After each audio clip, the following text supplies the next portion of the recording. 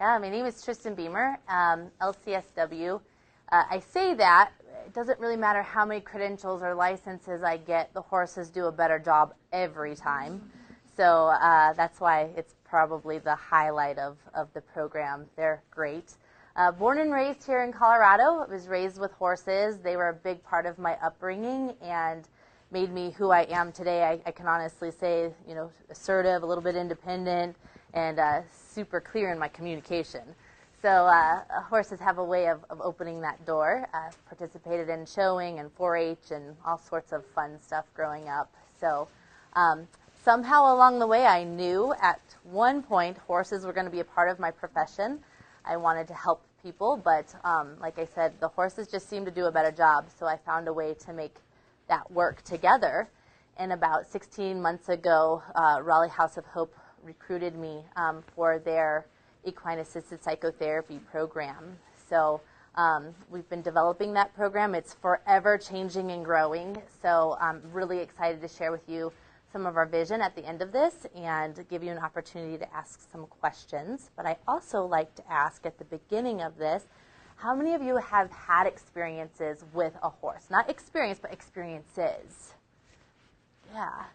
So at any time I'm discussing any of this and sharing what the horse's role is, jump in and say, yeah, I've experienced that. I know what you're saying, because it's very hard to put into words the experience one has with a horse.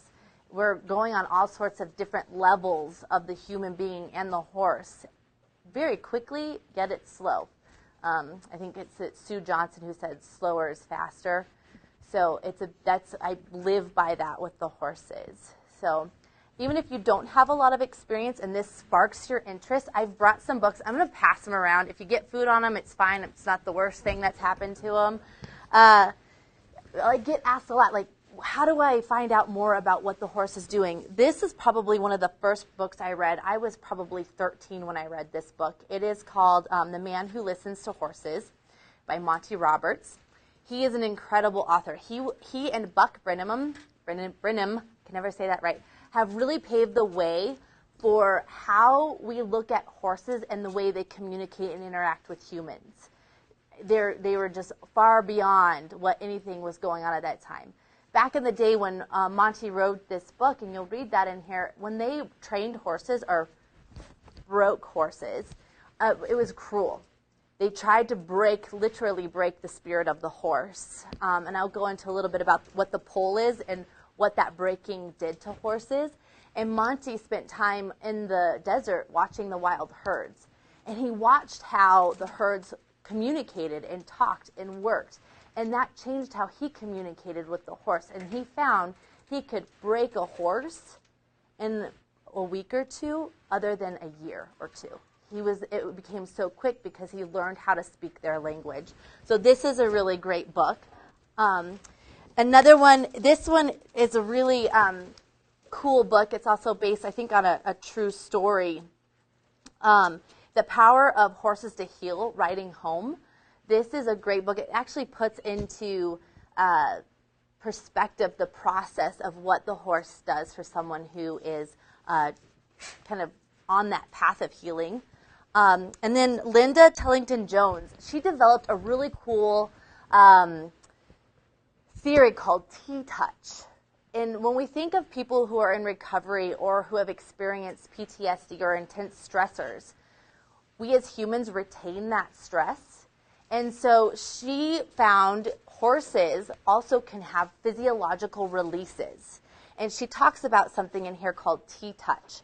And that kind of opened my eyes up to, okay, if I'm trying to get a human to do this, and a horse is doing this, and if I can help a human help a horse, so someone who is recovering from PTSD to assist a horse in releasing, that opens up a door for them to see the process of that physiological release. So that was a really cool. I think she talks a little bit about the Masterson theory as well. It's a really cool, I call it the wooey stuff. It's real wooey. It's not scientific, but it's really cool. The Masterson talked about what the horse actually does, which is licking and chewing. That means they're moving their jaw. They're no longer holding or retaining stress or anxiety, yawning, shaking their head, stretching. If you've ever seen a horse yawn, it's the funniest thing. All their teeth show, they stretch their neck out. And that's really fun for clients to see, like, that is what it looks like. That is the experience of those releases.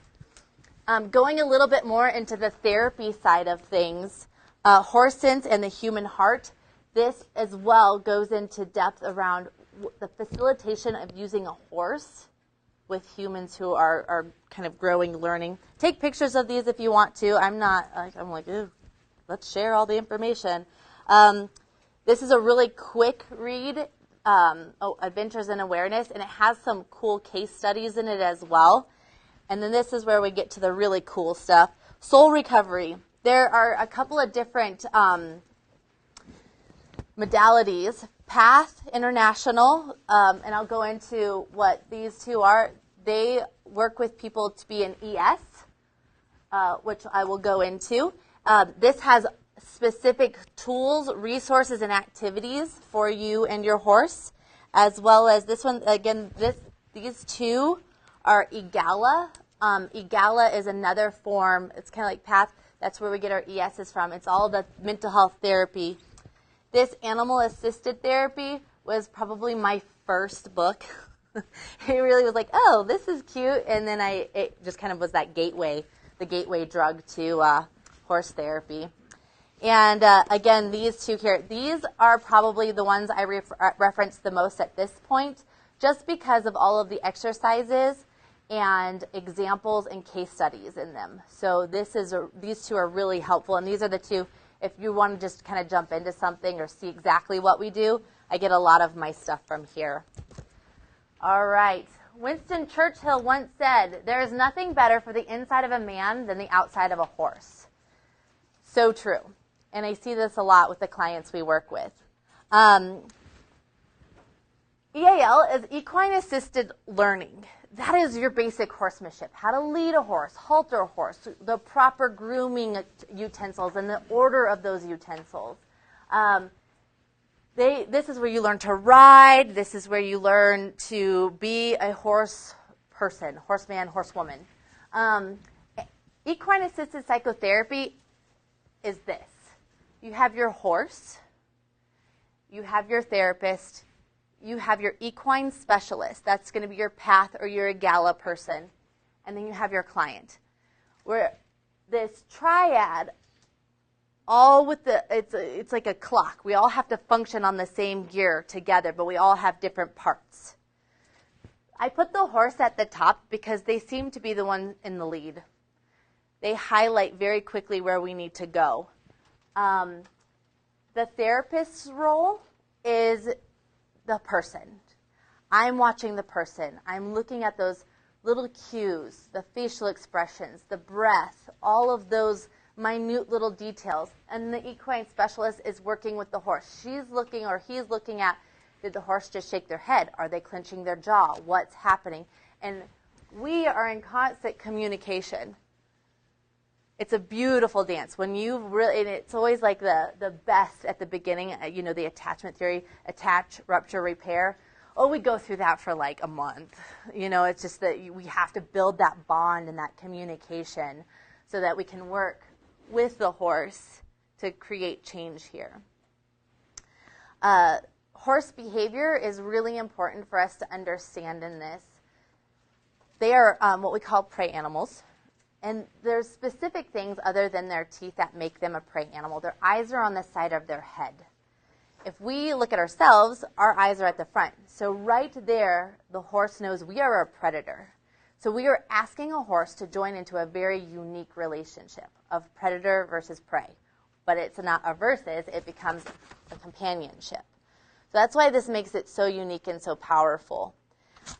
Because they are prey animals, they're very sensitive to breath, the rate of your thoughts, your emotion. As soon as you become flighted, the horse becomes flighted. They're going to let you know right away what's going on.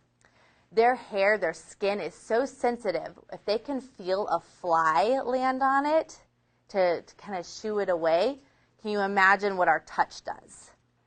So I really work with clients like, what is appropriate touch there as well? Because the horse will quickly let them know, hey, that hurt, that stings a little, or that pulls. They're so precise with their hoofs, their feet, their mouth. They know how hard to bite, step, or kick in a herd. It's incredible. I've had horses give a warning kick to one another when we do what we call the herd exercise. It's in one of those books. Versus a I'm going to cause you harm kick. Same with stepping. I've had horses, we're doing a session, and they put their hoof down accidentally on the client's foot, and they'll quickly be like, oh, I'm so sorry. They're very smart, very smart. And then the poll. There's this place between the horse's ears called the poll. We call that the most sensitive, honorable part of the horse. So back in the breaking days, the cowboys used to take a glass bottle and fill it with warm water, and when the horse would rear up, they'd crack it over the pole so that the hot water would go down and make the horse feel like they were bleeding, so they didn't throw their heads up anymore. And again, going back to Buck and Monty, they realized this isn't the way we can do this. There's a better way to train a horse.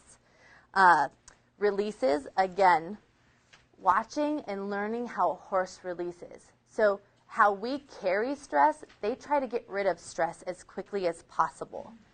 They remember, but they don't live in the memory, if that makes sense. They remember, but they're not reactive to the memory. So they stay very present and in the moment. I like to share just a couple of cool stories. I also work for a nonprofit out of Greeley, and I work with some of their girls coming out of trafficking.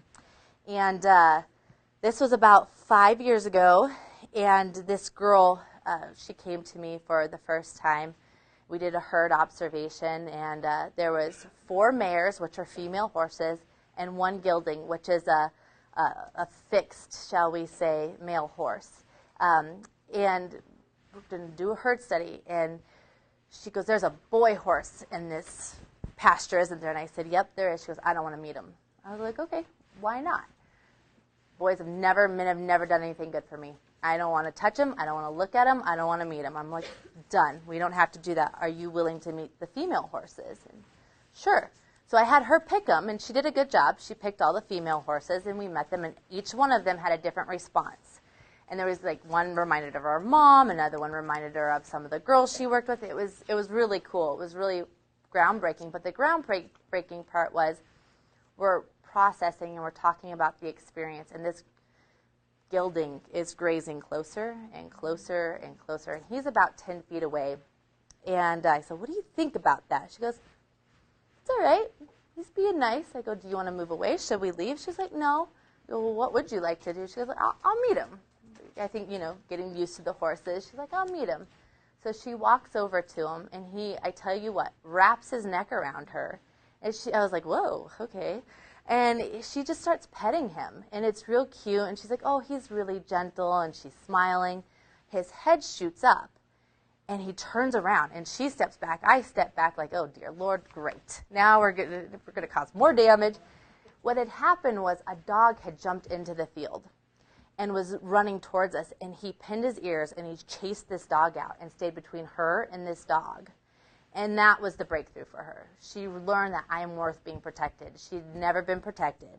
And in that moment, it opened something for her. And I'm thinking like, oh, crap, we're causing more damage. But she interpreted it as, I'm being protected for the first time in my life.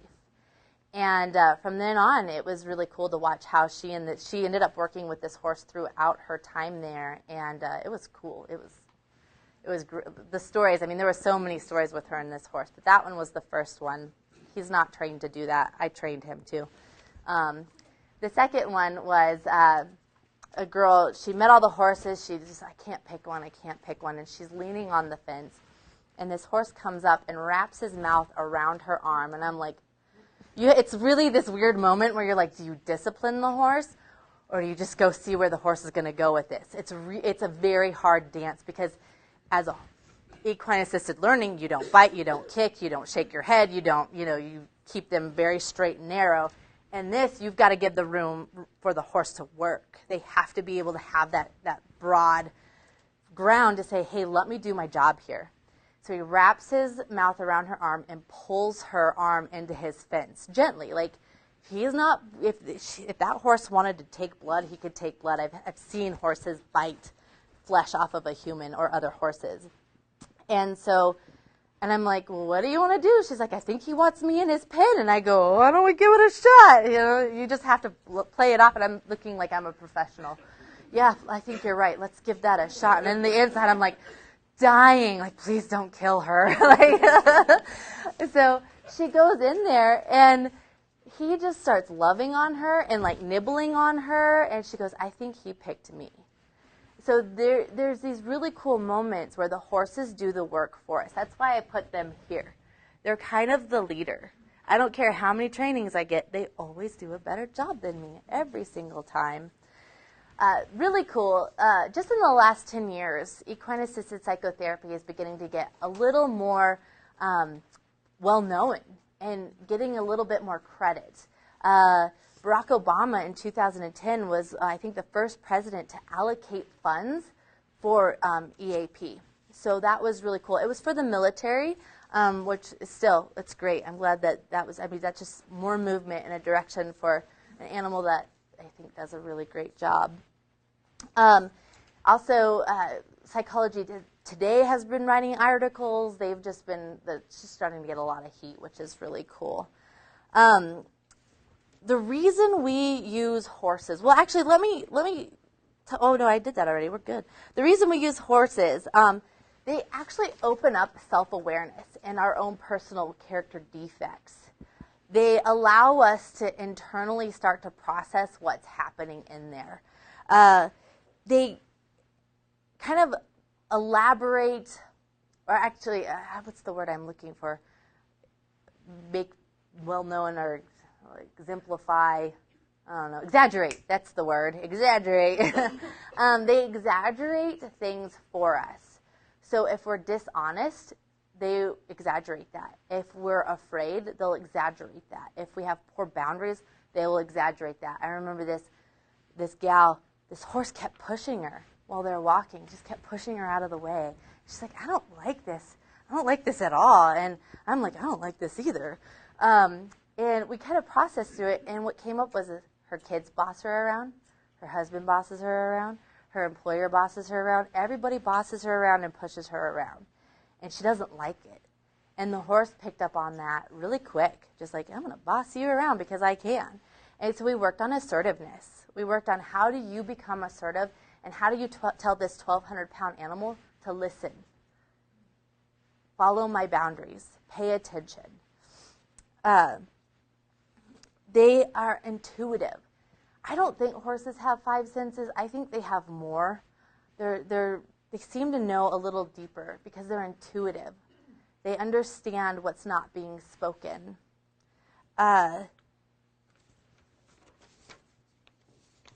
Horses have their own defined role within a herd. They have, what do you think a herd of horses are led by? A stallion or a mare? Yeah, they're run by the lead female horse. And then you have, just everybody has a player, and it's really fun when we do those herd studies, and it's really cool that they can pick out who the class clown is, who the serious horse is, who the leader is, who the kind of like pester is, or who the avoidant one is, doesn't like conflict. It's really cool so that people can start connecting like, oh, okay, this animal is not too far off from what I experience. They allow us to set boundaries. If you've got a 1,200-pound animal, you need to have solid boundaries to say, no, this is my space. This is mine, that's yours. Horses will try. If you're poor with boundaries, they're going to cross every boundary. They increase our patience. Slow it down. Don't make assumptions. Go easy. I notice when I work with a horse and a human, my speech gets slower and my mind gets a little slower. Everything kind of starts going at the pace of the horse. Your patience has to grow. And in recovery, that's a big deal. And I'll go into that a little bit more. Horses allow us to connect our body language and become aware of ourselves and what we're doing.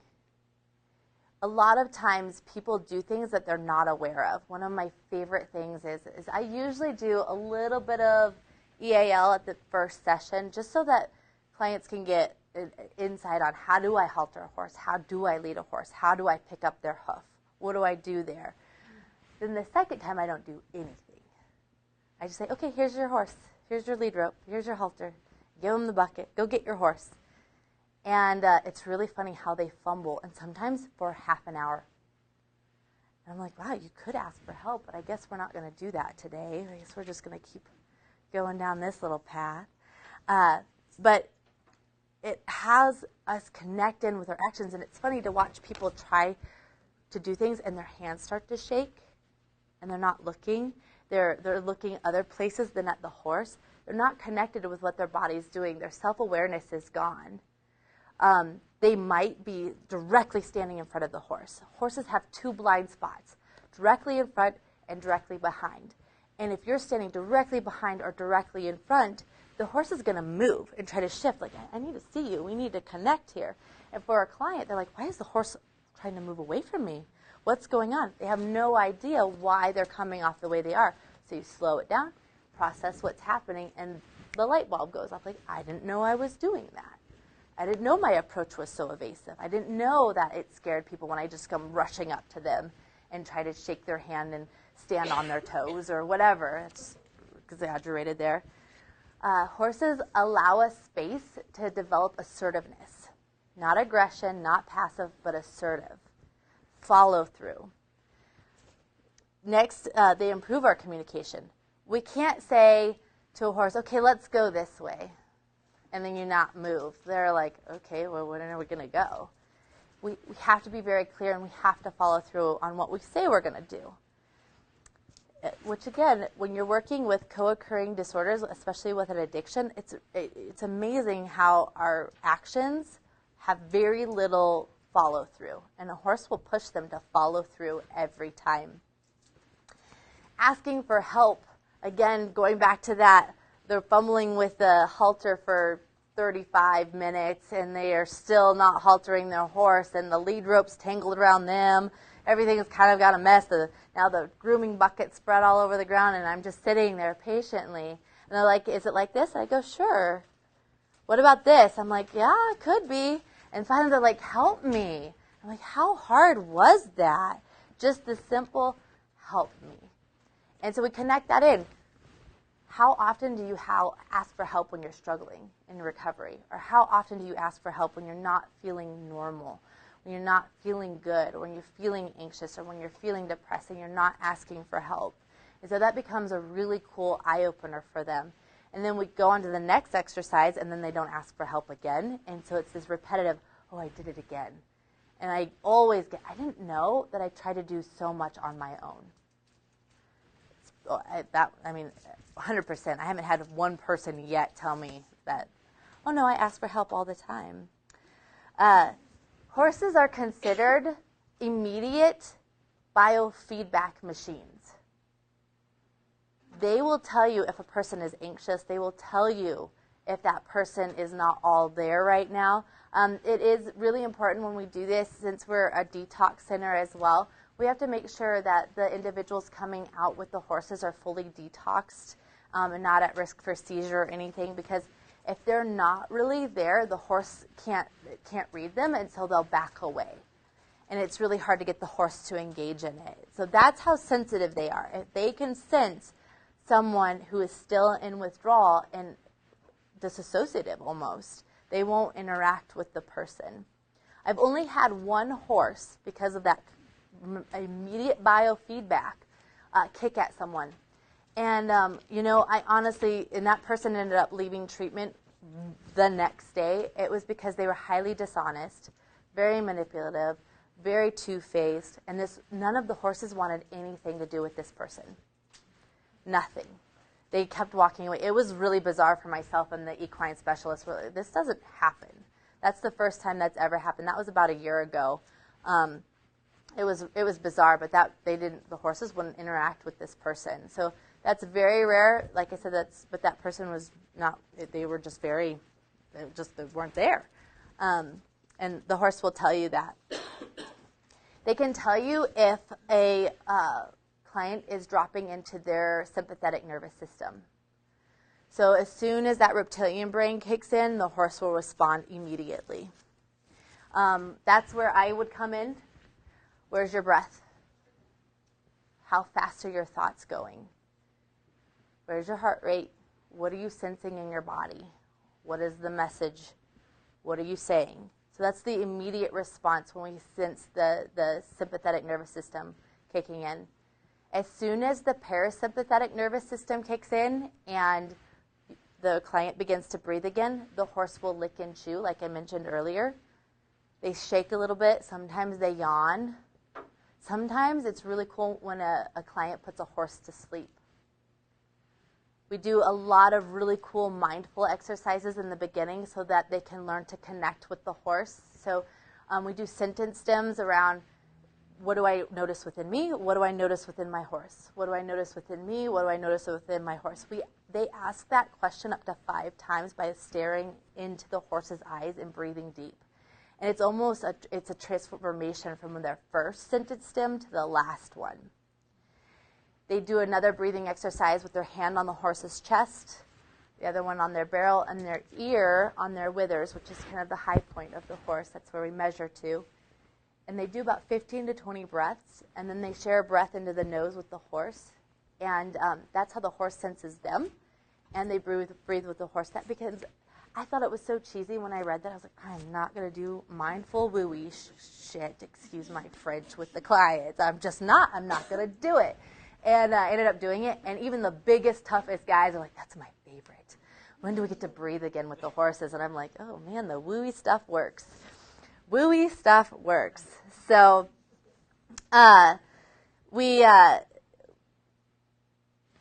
really that's where we tie the SNS and the PNS releases to the horse's experience too. So again, this is where we're beginning to activate the right and left hemispheres of the brain. I use a lot of Judith Herman's 3-stage approach. Now, she's the one who was one of the co-founders of Complex PTSD and how to treat complex PTSD. And her 3-stage approach is safety, which becomes elaborated on with the horses. We've taken it to another step, which is safety, trust, and control. Internally and externally. So internally with the person, that's safety. How do I know I'm safe? Externally, what in my environment is safe? Is this horse safe? So getting that kind of trigger in the brain, like, oh, I can tell myself when I'm safe. Control. Am I in control of myself? How about the environment? Is it chaotic or is it good? And then trust. Do I trust myself and my decisions? And do I trust this team right here? Do I trust what's happening? So in the absolute moment, it's not just talk therapy. In the moment, they're experiencing those things. And then sometimes, as we go on, we start going into the telling of the story. So what is it that, and this is part of Judith's three-stage model, so safety and now telling the story or telling the experience. I'm of the mindset that I don't need the whole story to get results. We don't need the story to get releases. We don't need story to get healing. We don't need to go back there. But sometimes they need to say what's on their mind, and sometimes they don't want to say it to a human. And so we do this exercise, I call it the Trail of Tears. So when they're ready, I give them a sticky note and a pen, and they can take their horse, and when they're ready to start leaving behind the kind of bullet points of their story or telling their horse their story, they can write it down, and they put it on this fence. And I always say, and I tell people who go out there, don't read those notes. It's a curse. I put the wooey out there. You're going to get it if you read the notes. So I've never read them. And then for them, it's to allow the earth, the weather, the elements to then take those and do away with them. And if you look around, there's degrading pieces of paper out in the pasture. It's really cool. Sometimes they're stepped on, and they're all faded. They're all withering away. But they do this, and by the time they're done, they will say, I feel like 100 pounds has been lifted, which is going to go into my next theory, which I'll get there in a minute. And then again, what is the person, how are they going to reconcile this part of the story for themselves? What are they going to do here? What do they need? And it's different for every person. But a lot of times, whatever it is, it usually involves their horse. Sometimes they use the horse as a tool of what they're going to take back in their life, what becomes theirs again. I've been trained in AEDP, which is Accelerated Educational Developmental Psychotherapy. It's a mouthful. I've also expanded on that one a little bit. It's about really what is the body telling us. And so when the SNS is activated, I want to go into the rate of their thoughts and the content of their thoughts. So we're highlighting that. They're saying the rate and the content, and then the equine specialist is like, when you thought that, what did your horse do? Then I'm asking, what are your actions and behaviors? Sometimes they'll clasp the lead rope and their hands are shaking and they don't even know they're doing it. What are your actions? What are your behaviors? They tell you, what is your horse doing when you do that? So again, that immediate biofeedback. The emotional feeling. What are you feeling on the inside and where is it? And it's really cool working with some people, especially in addiction. They've been so numb from emotions for so long, it's almost painful to watch them try to figure out, what is it that I'm feeling? I don't understand what's happening on the inside of me. What is your horse doing then? What are you sensing in your horse? They seem really scared or they seem shaken. Okay, so connect that into you. What are you sensing? So it's, again, going to that dance. The physical feeling. What is your body physically feeling? So a lot of times they'll tense up or tingling or numb, a whole array of physical feelings that their body can be having as they're working with their horse. So getting them to connect in, what is my body doing? That biofeedback. So when you clench the lead rope, what did the horse do? And then the inner voice. So anytime I'm working with someone with PTSD, complex PTSD, and addiction, a lot of times that inner voice or that gut feeling gets ignored. They stop listening to it. So we want to start working to activate that. Get them to intuitively connect with themselves. What is happening there? So that's how I utilize the AEDP theory in that. And again, we're talking about the logical and the emotional. So we're activating that right and left brain. And then the releases happen. So I can see a lot of tears. I see a lot of anger. I see a lot of frustration, but they process through it. I do utilize that attachment cycle, the attach, rupture, repair cycle quite a bit with people and their horses. How we use the horse, addiction, as I'm sure some of you have heard work in addiction, is very tough to treat. You know, recidivism is high. It sometimes seems like a losing battle. It's tough. One of the things that horses have allowed me to really witness is the power of the impulsiveness of an addiction, the inadequate judgment and decision making, and the lack of insight to the power an addiction has. So horses do a really great job of turning that around and getting people to activate themselves and they're like, oh, wow, that was impulsive. Oh, wow, I just wanted to give up. Well, how often do you give up in your sobriety? How often do you not ask for help? And there's very high just experiences of reactivity. So clients become reactive versus responsive. And when they become reactive, the horse is going to respond. And so we process that. When you react this way, what happens? When you just approach the horse like this, how did that feel? I just recently had a kid. This was really cool. He knew all the answers. He did. No joke. Like he could teach you DBT. He was really good. He was a professional. Somebody needs to give that guy a license. He was really good. He knew all about the 12 steps. He knew about DBT. He knew about EMDR. He knew about CBT. I mean, he knew everything but could not apply any of it. Did not know how to apply the tools. So in my world, we use the round pen a lot, and I like to joke about, man, I'd like to round pen some humans. That would be great. Just round them up and put them in the round pen, and we'll work it out in there. But so I put him in this horse in the round pen, and I said, okay, let's do a join up. And in those books, you'll read about what a join up is. I've had clients tell me it's like avataring. You avatar your horse, so we joke about it. It's like, we're going to avatar the horses today. So they connect. They actually connect with this horse. The horses we have on the ranch I've been working with for some time, just making sure that they're safe for the clients. So they know me. I'm their leader. They know that I'm their leader. These horses will come follow me. They're great. So he's going to do the join up. And I've done this exercise 100 times. This horse wouldn't pay attention. And this kid wouldn't use his tools. He had all the tools. He had a flag. He had a long line. He had a rope. He had all of the tools that he needed to make this horse go in a circle, and the horse wouldn't do it. And we did this for the entire session, and I was like, all right, well, let's go back to the drawing board. What's coming up for you? And I go, you have all these tools, and you didn't pick up one of them. You didn't use one. And he was like, oh, I didn't even think of that. And it highlighted for him the fact that he doesn't use his tools. He doesn't use any of the insight that he has.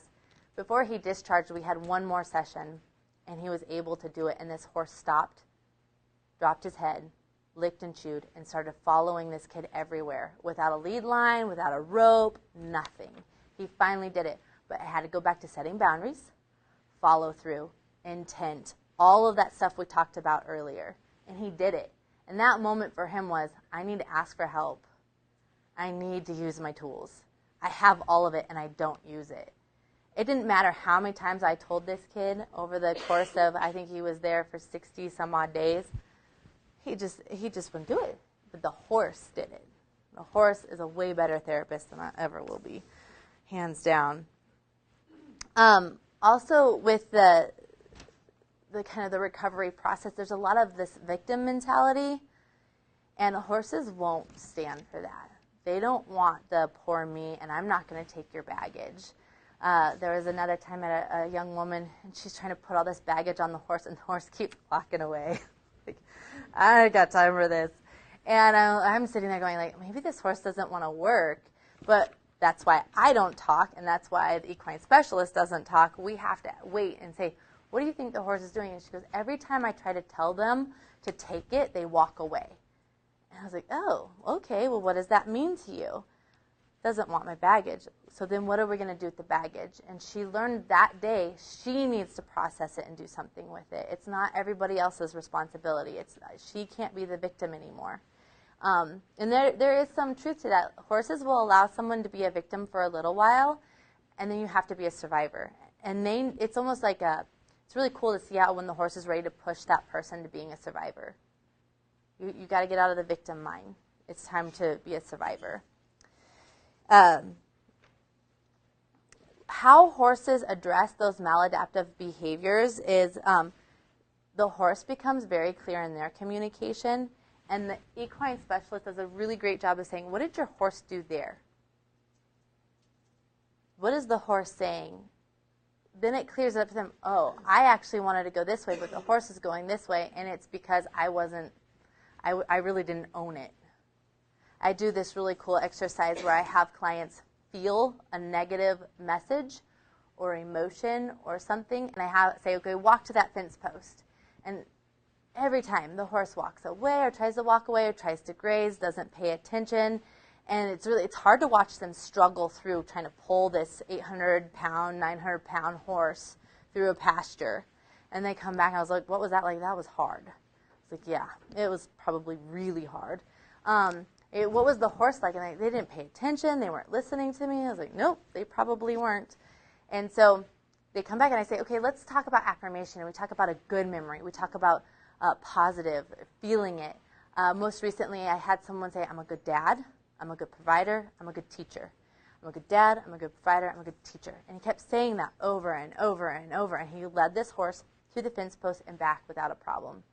And he goes, if I keep that in my mind and if I don't get stuck in that addict brain, I can be that for my wife and kids. In that moment, he got to experience change, not just talking about it. He felt the change. set the boundaries. Another one I had was in that same exercise. It was a girl, a female, and this horse kept headbutting her. And I'm going, again, it's that balance of like, do I like discipline the horse, or do I let the horse do its job? Headbutt, headbutt, headbutt. And she's getting mad, real mad. And so we tried it on the third time, still getting headbutted. And I'm like, all right, what's going on here? We've done the negative, we've done the positive, we've done the indifferent, and you're still getting headbutted. What's happening? And she goes, honestly, I headbutt everyone. I headbutt my sponsor, I headbutt my therapist, I headbutt my parents, I headbutt everybody.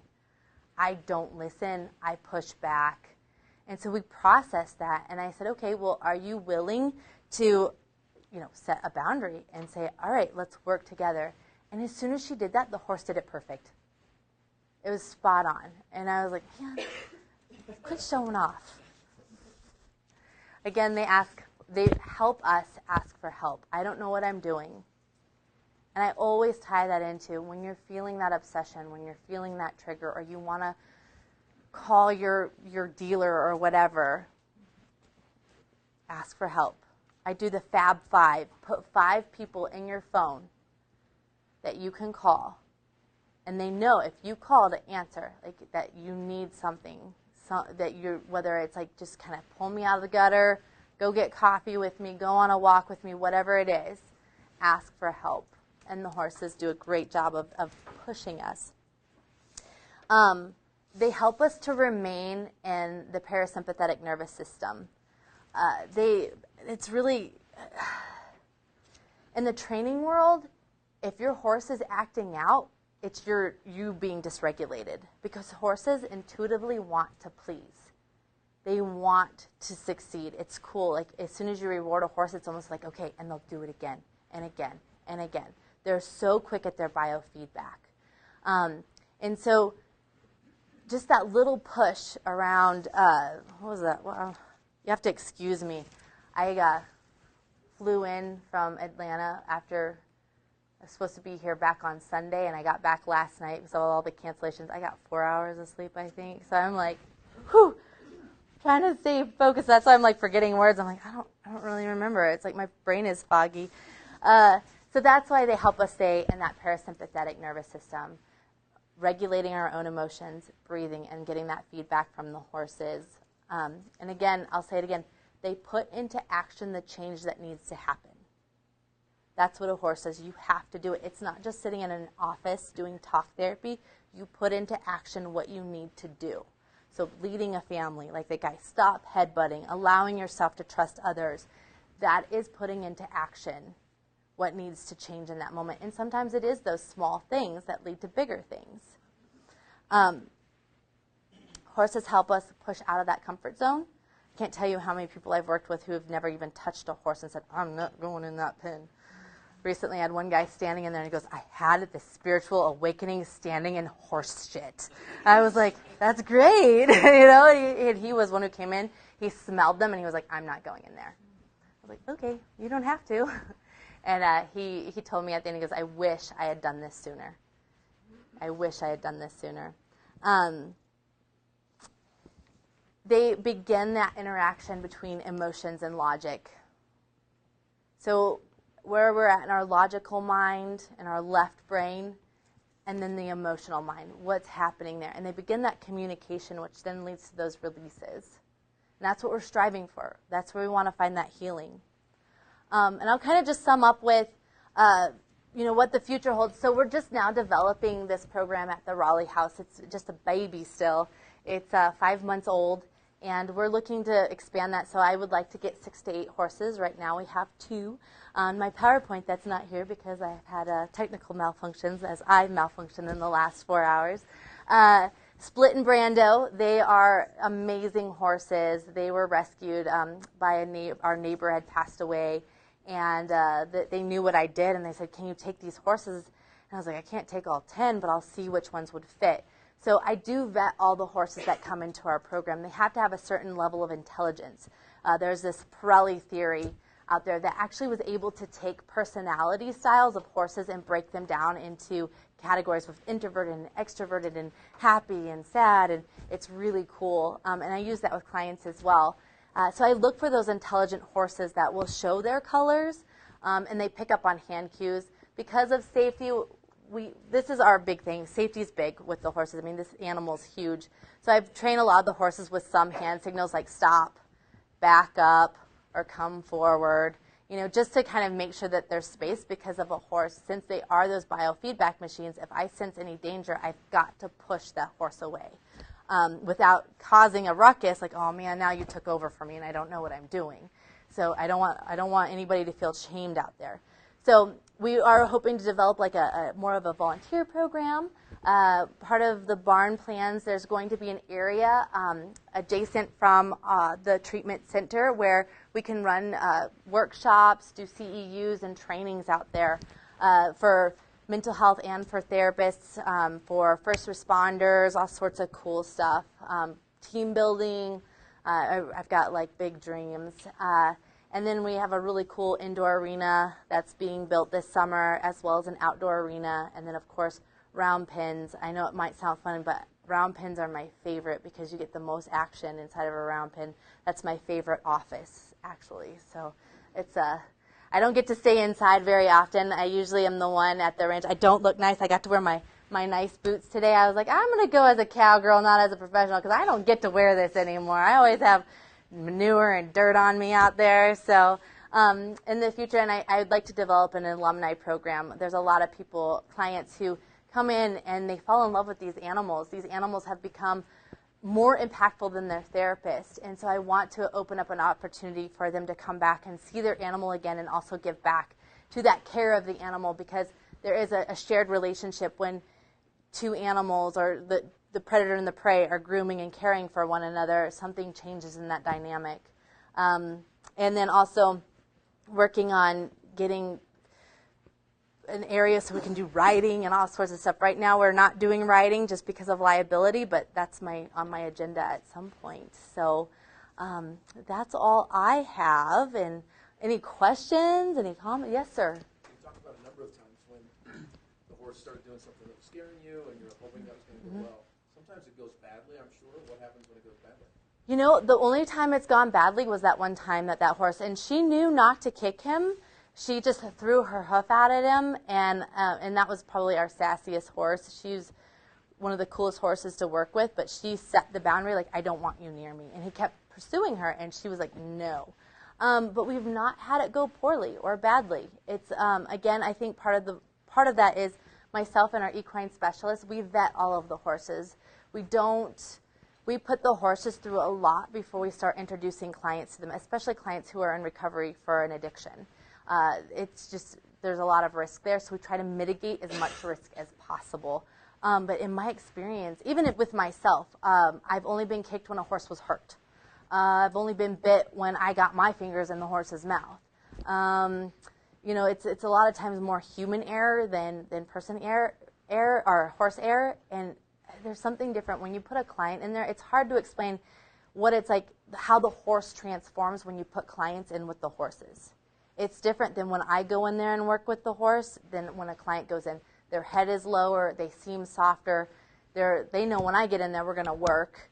When the client goes in there, it's a different type of work. So when it does go wrong, a lot of times the ES jumps in quicker than I do. But we will, I'm of the mindset, I'll jump in between the client and the horse before the client gets hurt. I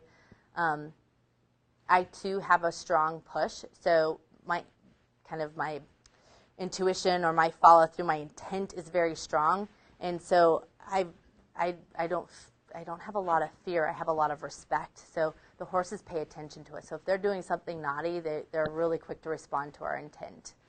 So that's a good thing. But we don't hit the horses. We try to train people not to hit. If they get nibbly, we'll teach them how to flick their nuzzle. But we don't hit, and I don't use whips or anything. We don't want the horse to have a reason to react or become that way. So, yeah. How do you incorporate the equine part of it with your whole program when there might be some patients who just really don't want to do it without there being a splitting? Mm-hmm. The good news is when the clients that have been there for a while, they're already speaking so highly of it that people engage pretty quick. So we run a group a day about an equine facilitated mental health group. So it's 4 people per group. I don't like to have more than 2 people per horse because it kind of minimizes the horse experience. So we do about a group a day, and then they get an individual session a week. So they're getting up to 3 to 4 hours of that client contact or that horse contact. I'm in the process of developing on the weekends an EAL program with one of our equine specialists so that clients can come and learn what the different grooming utensils are, those types of things. When they get engaged, it's not very often. I can probably count on one hand in the last 5 months how many people have not wanted to participate. They usually participate on their own. I have not experienced a split yet. Have you? There's a list that we put out every week for cleaning and grooming, and that list gets filled up Immediately. Yeah. Not all the fun stuff. Yeah. They want to go shovel the poop. They have the manure. We call it manure, not poop. They want to go out there. They do. They fight over the rakes. I'm like, I got to buy more rakes. This is getting out of control. So, yeah, they love it. Yeah. You had a question. Yeah. No, you did. You answered it. Yeah. I was wondering if they helped with the feeding and grooming and all that. Yeah, they do. They're not allowed to go on the horse runs without somebody who's been trained with the horses. So recently we just had our little shelter modified, so they have doors at the back. They can just throw the hay and the grain in through the window and see their horse through the window and through the gate and whatnot. I try to minimize treats. I don't really like them to give the horses treats because they get lippy. Then they're like, oh, you gave me treats last time. What else do you have? And then they're completely looking for carrots or whatever. So. Our horses will, like, we're biting our pocket. Yeah. We had to stop giving them treats. Yeah. They would just, like, try it. They want those treats, anything sweet. And I have one horse who's super lippy. He'll lick you. It's really cool. I've never had a horse that likes to lick, but he will lick you. And he loves his treats. So I give him treats in his bucket sometimes. That's if we're going to do treats, it's got to be in a bucket or something, not from your person, because they'll get a little bit invasive. Any other questions? Oh, yeah.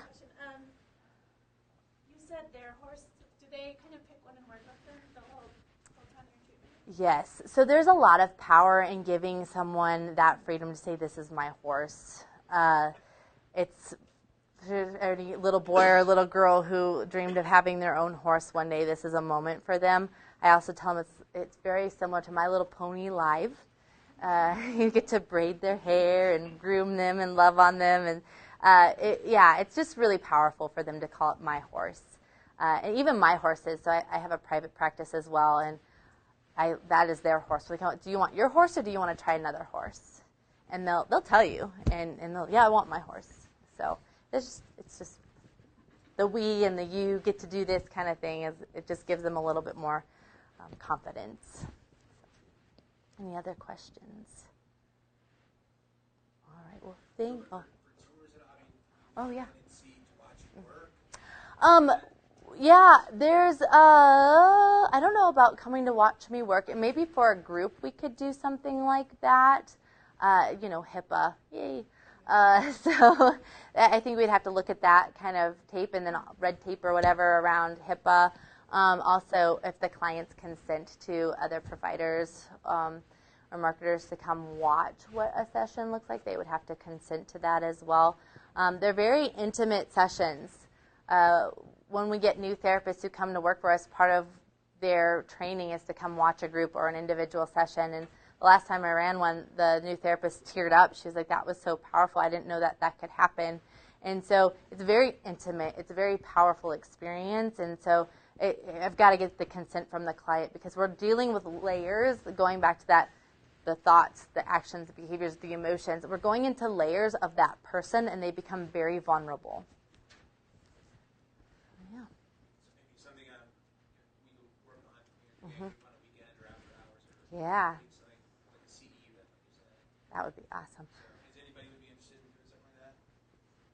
Great. That's enough. Yeah, I would love it. If I could just let everybody do this, I think it's great. Yes, ma'am.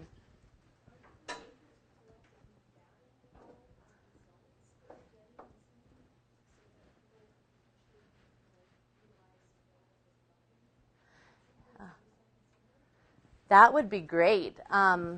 We are in such baby stages. That is on my list for down the line.